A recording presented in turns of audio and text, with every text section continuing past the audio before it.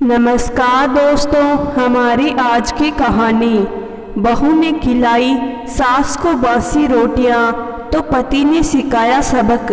सुमित्रा जी अपने बड़े बेटे और बहू से मिलने के लिए आई हुई थी। सुमित्रा जी की बड़ी बहू रेणु को धन का बहुत लालच था। सुमित्रा जी जब से बड़े बेटे के घर आई हुई थी, उनकी बड़ी बहू रेणु हर रोज महंगाई के ताने देती रहती थी। मम्मी जी, यह बड़ा शहर है, यहाँ की बहुत खर्चे हैं, एक दिन तो हद ही हो गई। मम्मी जी, आप खाना खा रही हो तो आपके लिए रोटी बना दूं क्या? हाँ बहू, 5 मिनट बाद में खाऊंगी, अभी पूजा कर रही हूँ। चाहो तो तुम 2-3 रोटियां सेक कर रख दो, मैं खा लूंगी। खाना खाने का समय हो गया था और रेणु को सहेलियों के साथ बाजार जाना था, इसलिए उसने इंतजार नहीं किया और 3 रोटियां सेककर हॉट पेपर में रख दी।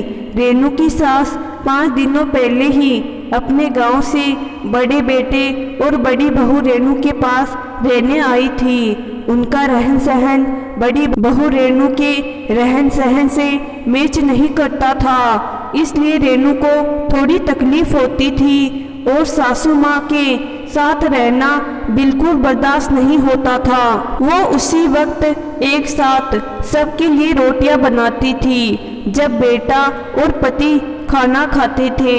अंत में अपने लिए भी कितनी रोटियां खानी होती थी उतनी ही सेकती थी। जब 2 घंटे बाद रेणु बाजार से वापस आई तो देखा सासू माँ आराम कर रही है। उसने किचन में आकर देखा तो रोटियां वैसी की वैसी ही रखी थी। ये देखकर रेणु गुस्से से सास के पास आई और पूछा, मम्मी जी, आपने खाना नहीं खाया क्या? अरे बहू, वह लल्ला बाजार से कचौरी लेकर आया था मेरे लिए, वह खा ली, इसलिए भूख नहीं थी। रेणु ने उनके सामने तो कुछ नहीं कहा, लेकिन मन ही मन बड़बड़ाने लगी। अगर रोटियां नहीं खानी थी तो सेकने के लिए क्यों कहा था? अब ये 3 रोटियां कौन खाएगा?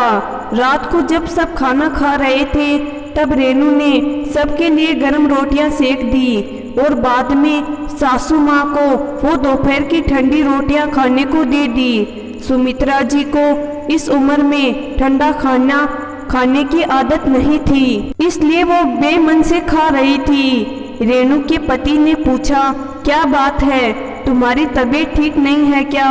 नहीं, ऐसी बात नहीं है, तो तुम्हारी हिम्मत कैसे हुई मेरी माँ को बासी रोटियां खिलाने की?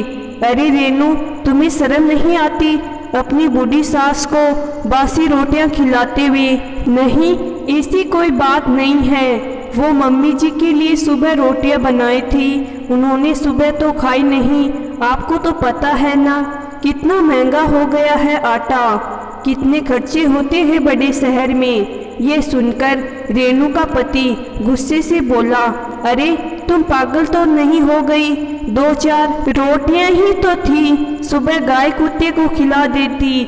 अपने पति की बात सुनकर रेणु बोल पड़ी, अरे आपको क्या पता आटा कितना महंगा हो गया है, इस तरह रोज रोज रोटियां फेंक नहीं सकती।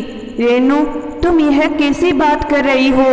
गांव में तो माँ हमेशा ही 2-4 रोटियां ज्यादा ही बनाती थी, कोई गाय के लिए तो कोई मांगने वाले के लिए। उस वक्त तो इतनी कमाई भी नहीं थी, जानती हूँ कमाई कम थी, लेकिन पहले इतना खर्चा भी तो नहीं था। अब तो बच्चों का शहर में रहना और बच्चों के खर्चे में ही सारी कमाई उठ जाती है। रेणु का पति ने ज़्यादा बहस करना सही नहीं समझा, लेकिन वह मन ही मन सोच रहा था, अगर 2-4 रोटियों का आटा बचाने से खर्चे पूरे हो जाते तो आटा शायद सच में महंगा हो जाता। रेणु को सबक सिखाना ही होगा। कुछ दिन बाद रेणु की माँ उससे मिलने के लिए आई तो रेणु सुबह से अपनी माँ के लिए बहुत से पकवान बना रही थी। जब सब लोग खाना खाने के लिए बैठे तो रेणु की माँ बोली, बेटा, मैं खाना खाकर घर से आई थी, अभी मुझे भूख नहीं, बाद में खा लूंगी। तभी रेणु का पति बोला, अरे रेनू, तुमने बताया नहीं मम्मी को?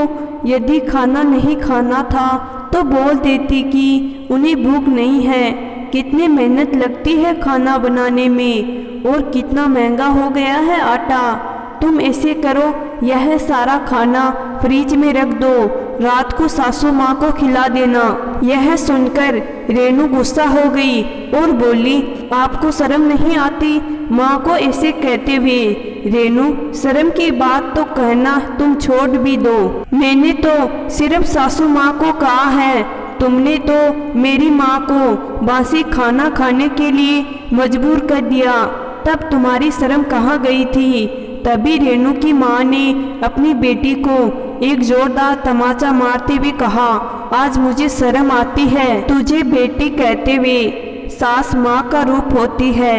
कल को अगर तेरी भाभी भी तेरी तरह मेरे साथ करेगी तो कैसा लगेगा? यह सब बात सुनकर रेनू को अपनी गलती का एहसास हुआ। आज वह अपने किए पर पछतावा हो रहा था और बोली, मुझे माफ़ कर दो, मुझसे बहुत बड़ी गलती हो गई। कल ही मैं गांव जाकर मम्मी जी के पैरों में गिर जाऊंगी, अपनी भूल की उनसे माफ़ी मांग लूंगी। तो दोस्तों, मैं आशा करती हूँ कि आज की कहानी आपको ज़रूर पसंद आई होगी। कहानी पसंद आई है तो कहानी को लाइक और चैनल को ज़रूर सब्सक्राइब करिएगा। धन्यवाद।